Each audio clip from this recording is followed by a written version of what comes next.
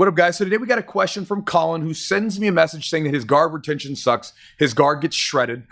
And he says he's looking for some help from the Chewster. So Collin, appreciate the question. What I'm going to do, bro, this is coming from a guy who, again, I started jiu-jitsu as a wrestler. So my guard retention was abysmal. And I didn't really want to play the position in the beginning anyway. I'm going to share some reasons why my guard retention sucked. I look at a lot of my students, why early on their guard retention isn't so good, and why our guards are getting shredded, why mine got shredded. And I'm going to list these off, and hopefully these are useful to you. I'm going to give you about 7 different tips. Again, this is not an exhaustive list. I list them in no order of importance, but I'm going to give you 7 different things to think about when it comes to guard retention and why your guard retention may not be so good. And they'll hopefully give you some ideas to chew on how you can change that around for your guard so you're not getting shredded left and right and getting passed. So hopefully this helps you, Collin. Let's jump into the video. So guys, one of the most common things, I did this all the time, and I see a lot of my younger students do this all the time too, is they give up the position on the inside of the arm and they go for this hip push. And again, I'm not saying that this cannot be useful to you in some way, in some positions, but I just want you to recognize that if you start having the problem that I'm about to show you, that it's a problem and you should stop doing it. So what I see a lot of times is we'll have guys, I'll have them have their frames together and they're in the spot and then they're trying to make space, and instead of just shrimping, they, for whatever reason, want to let go of the bicep and they start to push against this hip, right? Because maybe this guy's hip's getting a little closer and they want to push away here, right? Now the problem is I just gave up inside position. So I just gave up my face for this hip. That's a problem because now he can get latch on shoulder adjusts for me and he can drive my face here. And at this point, with my head facing this direction, I cannot turn back towards him. And again, what has that done? That's opened up that chest to chest position. So he's able to smash me down, get me flat on my back using my head here and going from there. So again, when we're in these positions, I don't want to let go of this, right? This tie up here. Again, this is the iron squirrel position I talk about all the time, staying on our side here. Because if I can control this, there's things that I can do if this gets worse, which I'll show you in a bit. But again, there's things that I can do here. But even if I shrimp out, it's still going to be much more difficult for him to deal with this than if I go here and I give him my head. So again, if you find yourself in this position, fighting, pushing away with your frames, whatever, do not start pushing for this hip, opening up your head, and then getting your face smashed to the side and getting passed. All right, another reason why your guard retention may suck is that you give up the underhooks. Again, we're talking about this passing situation. So we talked about this bicep here not giving this face grip up, right, which is important. But another thing is that people a lot of times will give this bicep up here or give this underhook up and they get smashed down. And again, if he can get this shoulder and this underhook here, he can flatten my shoulders out. And then it's only going to be a matter of time before he pummels in and gets this position here, right? So again, what do we do right here when this starts to happen? I have a few videos of this on the channel already showing you guys underhook escapes, right? But basically, if I'm losing this battle, I have to recognize that I'm losing this battle. And what I'm going to do is I'm going to go in just like this. All this is doing is making sure that I, one, block the underhook, right? So my arm is kind of going down to my hip here, right? I'm making sure that this gap is not open. At the same time, I don't want there to be any ledge for him to grab, because even let's say if I'm tucked in like this with my elbows hanging out, do the side for me, Brandon, so we're closer to the camera. If I'm here and my elbow's out, Brandon can still walk that arm up and eventually pummel on the inside. So what I want to do is I want to make sure this hand is here so that as Brandon comes down, he's not able to get the underhook. Now, even in this position right now, he's not quite chest to chest, right? He's almost chest to chest, but he still has this arm in the way. But Brandon would tell you that he does not feel comfortable here. He doesn't actually have any good control grips, right? And again, this is going to allow us the underhook, and this allows us to then pummel up and either go back for maybe a half guard or work up to a turtle position, right? But again, a key thing is making sure that we move to the next position. And so this is the iron squirrel position that I talk about a lot. And so when we're here, if you're in this position, when you feel like you're losing it, right here, turning in, we can work for this inside tie here. But again, our knuckles are out and I'm just protecting from this underhook here. And then this allows me to get an underhook on him. And then I can start to work for like a half guard entries, or I can work up to a turtle position. But again, another reason why your guard retention or your guard's getting shredded is you're giving up that underhook on that far shoulder, which allows them to flatten you out, which allows them to put you in your back and get past. All right, guys, so if you've been doing jiu-jitsu for even just a small length of time, you've probably heard the term frames. A lot of times coaches say, build your frames, make your frames, use your frames, whatever. What do they mean by frames, right? Well, frames are there just like the wall, right? The frames of the wall are there to hold something in place. And that's what you have to think about with your frames on the bottom. You're pushing and using your arms in a way where you can hold someone and then scoot away from them, right? So this is a big problem that a lot of people have early on is they're trying to do too much pushing and moving the other person away from them. But think about it. If I'm laying on my back here, is it going to be easier for me? And again, Brandon is considerably smaller than me, right? Like Brandon, what do you weigh? Like 170, 65? 160, right? I'm 200 pounds even. I've got 40 pounds on him, right? So again, if I try to push Brandon away, even doing this, if he starts to drive, he has such good leverage, I'm going to lose this battle, right? But if I get my arms locked out for a second, push in, I can start to move and I can bring my legs in front, right? Or I can start to circle my legs in or whatever escape that I want to use. Same thing with the forearms here. We can frame up with our forearms here. And again, in this position here, if I'm in this spot, my job is not to try to push him away, but just to hold him in place as I'm moving so I can regain my position. And so again, keep that in mind. Your job with your frames is to hold the person. You are pushing them, yes. You are using some muscle and hopefully you're trying to stack them up on the bones, getting locked arms out. But again, we want to make sure we hold them in place and then we move away from them. One side note on the frame. Obviously the forearm frames are generally pretty easy to understand. If Brandon is here, my frames are like this. I can hold him with no problem, right? Because raise up a bit. Because everything's like stacked onto my bones, right? Upper arm of my shoulder. With the hands here, I can push with the arms. A lot of times we don't push from the arms for like mountain stuff, but come to your knees real quick. But let's say if you just passed a little bit, I can push on the shoulder and that's okay. But I want you to focus on if you do push with the hand, try to make sure we keep a locked arm. I'm not saying that you can't get away if you don't, but here's the difference. If my arm is locked, push into it. I feel very strong here. And you can think about if you're bench pressing, right? I can hold a considerable amount of weight here compared to like if I'm starting to move it, right? I have to be much stronger in my muscles.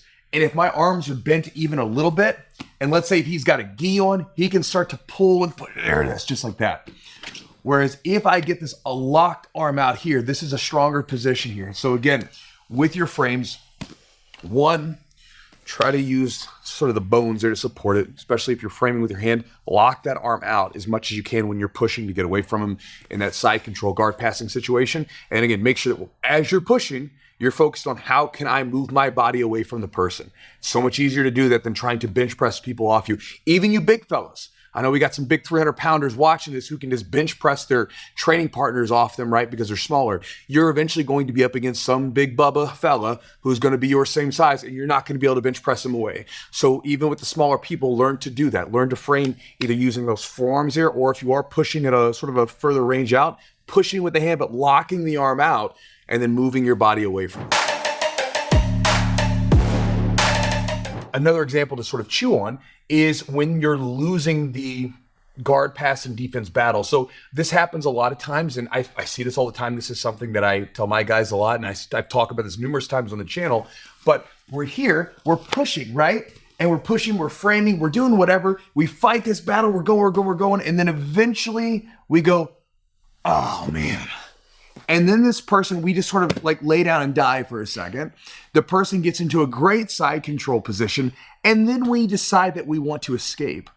This is a bad idea. So again, one of the things that we want to do, even if we do get past, right, we can still put ourselves into a much better position to defend. But also too, there's some late stage defenses there, which we'll talk about later, like the iron squirrel, which we can use here, even if things are getting really hairy, right? So again, if we're in this thing here, if we're in Houston, we're pushing. Instead of just dying and letting go, we can then move into a position like the iron squirrel, where I'm tucked in tight. Raise up for just a second, Brandon. My arms tucked in tight, my hands out here or here. We'll talk more about in the video. But again, part of using it is going to be recognizing it. Hey, you're losing the battle. You don't have it. Move to what's next. And so again, that's a key thing that you have to be aware of. And it's not something that like again, they're passing the hip, that's a time to go for it. You're losing that position with the arms, that's a time to go for it. I can tell you this in video, but what you have to do is you have to put yourself into positions so you can feel that. You have to know what it feels like to have someone pressing down and you're losing that control, you're losing that position, you're losing that ability to push and get away from it. And then you have to make that next step to say, okay, I have to make it. Basically, it's like a tactical retreat. I can no longer frame or push. I'm going to come back into this position, or I'm going to go where I have to go next. So that's one of the key things. If you're going to improve your guard retention, your ability to regain your guard, you have to be good and effective at understanding when you're losing that offensive battle and when you have to switch to defense. And those are two things to consider. When the person's getting past the hip, and again, when you're in the position and you feel like you can no longer move away from the person because they've got too good of control, and that's when we shift into those sort of late stage positions like the iron squirrel. All right, one of the things that's going to make your guard retention not be so great and you're going to get your guard shredded is if you don't know the right time to start defending things, right? This happens a lot of times with, younger, less experienced people or people that don't spend a lot of time on their back. I'll give you a couple of examples to show you stuff you've probably seen, maybe stuff you've even done, right? Maybe you're here and you start with an arm bar of some sort, but then it starts to get sloppy and this person starts to cut an angle on you, right? And at this point, Brandon is over here past this hip here. Again, this hip is really important because this is one of the key points that he has to have control of in order to pass my guard, right? If he has this hip and he gets chest to chest, I mean, that's a guard pass. When you think of side control, right? Side control, lay down real quick for me, Brandon. When you really think of side control is simply, I have some connection to the near side hip, knee, hip, my other knee. There's always some connection here. My hand can go there sometimes because, again, we're trying to have something to block his leg from coming in. And then we're trying to get chest to chest or some variation of it where we're switching our hips or whatever, right? So we're trying to make sure that we understand that. So again, if the person's here, they're on their side, you got to go in defense mode. We're not attacking anymore. They've got a great angle. Now, are there exceptions to this rule? Yes. As you get more experience, could you go for some submissions from these spots? Of course you could. But again, if your guard's getting destroyed left and right and you don't have any attacks from there, if that person is starting to get past that line, this hip line right here, you need to start moving. So again, if I'm here, we need to go in defense mode. So a reason why your guard retention might suck is that you don't even really know what's going on. You don't actually think about, well, what is this person trying to do to me? And then what am I trying to do to them? And so we'll talk about that here with, what the guard passer is trying to do and then what we're trying to do on the bottom when we're trying to retain our guard. So one of the most important things is to understand what you're actually trying to do with your guard retention. Like, what does that even mean, right? And also understanding what the other person is trying to do, right? So if I'm going up against Brandon, if Brandon's trying to pass my guard, he's trying to figure out some way to get around to the side so that he can connect to my near side hip and then he can get chest to chest position here, right? That's what Brandon's trying to do. Me, on the other hand, what I'm typically trying to do, if we're talking about just retaining our guard, right, is we're trying to figure out how we can, one, stay centered up with the person, squared up with the person so that like the center of my body is lined up with him, right? So we're like right here. Very simple, right? We're in front of him. You can think about really any combat sport from boxing to jiu-jitsu. If we're trying to be defensive, we need to be able to face the person. Like in boxing, it's no different. A lot of times, stand up real quick.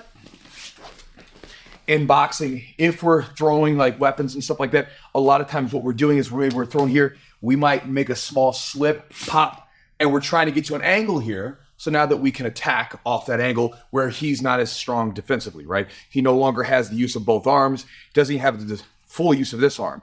But when he's centered up, if I'm throwing punches, he has his arms and his whole body to defend. Okay, so it's the same thing here. He's trying to get off to the side because as long as I'm centered up on him, my hands, my legs, everything is here in front of him. He's got a lot to fight with. But once he gets to the side, I no longer have those options available. So he's trying to get to the side and we are trying to figure out ways to bring our body back in front of him. That's essentially the game there most of the time in guard retention. We're trying to stay centered up on him. The other thing to think about, and you'll talk about ideas on this in just a bit, is that we're trying to make sure that his chest doesn't touch my chest, right? So again, chest to chest is the game. If you think about side control, just in a basic sense, right? Your most basic side control. He's trying to get to here, right? He might switch that over for like reverse side control. He might switch it over to Kesa, right? But all of this involves his chest being connected to mine. So we are trying to prevent that from happening. And so again, we do that with frames inside position, and we'll talk about the iron squirrel. Many of you guys that watch me, you know the iron squirrel already. But again, there's more to it than that. But for a short video, right, for you, that's kind of the idea that I want to give you, is that you're trying to basically prevent this person from getting to that angle to the side where you can't use all of your tools that you have, your legs and arms. And then at the same time, we're trying to make sure they never get chest to chest on us. All right, guys, so this is something that I see from a lot of people in jiu-jitsu. And this isn't something that isn't necessarily just a like lower belt thing. I see this even from higher belts. So for instance, if let's say, you know, the match is happening and you get a guy who's seated in a position and they're seated square, and then all of a sudden this person starts cutting angles on them. And then from here, they're having to turn back and forth because, again, for me to retain my guard, if I don't have any grip on him, I'm going to have to use a lot of movement to counter that, right? It can happen, same thing on the ground here where the person's changing directions on me and everything else. So the idea that I would like you to think about, the idea to chew on, is that one of the things we want to try to do anytime there's space is we'd like to make some sort of connection with the person, right? Because if I'm connected with them, I'm going to have a better chance of staying with them, and they're not going to be so distant from me changing directions on me. Because at least for me, and I don't know about you, one of the most exhausting things for me to deal with from the bottom position is when this person starts like going one direction, and then I'm going and they start cutting the other direction, and I'm having to move around and respond to them instead of them responding to me. I'm having to be reactive, right? So again, this can look a lot of different ways, right? Obviously, if he's standing, this could be things like shin to shins. If we're in the gi, we're playing, look, maybe some daily Hiva stuff here. From the knees here. This could be getting double grips on wrists here to pull them in tight. This could be getting underhooks to a butterfly guard, or even dropping into a half guard position. You know, if you're a very, very new white belt, right, then this could be simply grabbing a hold of him and pulling him and locking into your legs around the guard. Because, again, one of the beautiful parts about a full guard position, especially early on, is that we have some connection to his waist here. So there's not going to be all that movement everywhere, right? You actually have good control, and you're in a fairly offensive position. And so, again, one of the things that you want to focus on is as you're defending these spots, don't just sit there in front of someone with nothing gripped onto them. Come in here, get collars, get sleeves, get wrists, get collar ties. If he's up on his feet, right? We're trying to get grips here on his ankles, on his hip. We need to have some connection to his body so that this way we don't have to work as hard, we don't have to move as much for our guard retention. So again, that was an important thing that I learned over time, and hopefully that's useful to you as well. All right, one thing that's kind of not guard retention exactly, but still kind of it's a mental thing, is that in my opinion, this is one of the things that made my guard retention better, was being very comfortable and knowing that I could survive side control. So for instance, let's say that if I am going against Brandon and he starts to get here and gets into a good side control and I get stuck here. If I know that like I can escape this position, right? And I'm not super freaked out about this, then it allows me to be a little bit more relaxed in this position, because think about it this way from the mindset standpoint. If I'm in here playing this guard retention battle and I'm bringing these legs in front, whatever, and I'm worried that if Brandon passes me, I'm going to be done, right? Well, that puts me into a different state of mind rather than saying, you know, like I'm going for these things, I'm trying these movements, whatever, but if Brandon passes, I can escape all right. And again, this is something that I tell most people. If you think about like side control escapes, with the guard retention aspect, everything else, it becomes almost like having a safety net, right? Where you can experiment, you can try things, but you have that safety net where if things don't go right for you, you'll be okay. And so again, as you're developing your guard retention and you're trying to improve that, make sure that you also be okay with developing your side control escapes too if you do get past, because the better those escapes go, the better your escape abilities become, the better you're probably more comfortable you'll be in the guard retention aspect, because you're not so panicky. And again, if you're not panicky, you can actually think about what you're doing and be a little bit more thoughtful in that position. So another reason why I think a lot of times people early on, their guard retention isn't so good is because they're not very good at escapes. And so the guard retention battle becomes a way more panicky and a lot less thoughtful and technical. All right, Collin, so hopefully that helps you, bro. Hopefully that helps you with your guard retention issue. Again, there's lots of little ideas out there. And for any of you guys watching, there's several ideas there that are really useful if you really take those down and put them into action. Again, each one of these ideas is useful by itself, but it comes down to you, the person, the viewer watching this, to do something with it. So again, if you're watching this video, guard's getting past, and you're like, I really want to work on something, just pick one of these ideas that maybe sort of gave you an aha, maybe you thought that was useful. And when you go to roll tonight, Start working on that. Maybe let someone get past you a little bit just so you can practice this, right? This is part of the way that I got better at a lot of stuff is, again, especially with this guard retention stuff, is letting people pass me, letting people do these things so I can have a chance to actually use them. And then from there, if you guys are interested, I give away a free ebook on my website for joining my Chew Crew email list. One of the ebooks is about drilling strategies. And one of those drilling strategies that I talk about in it is more of an active strategy that you can do during rolling, even if you're not controlling the training, even if you can't come in for extra drilling sessions or anything like that. If you'd like to get it, look in the links below. It'll be there. But again, no pressure on that. But if you want to get that ebook and take a look at those ideas and get my daily email, look at the links down below. But Collin, thank you for the question, and I'll talk to you guys next time.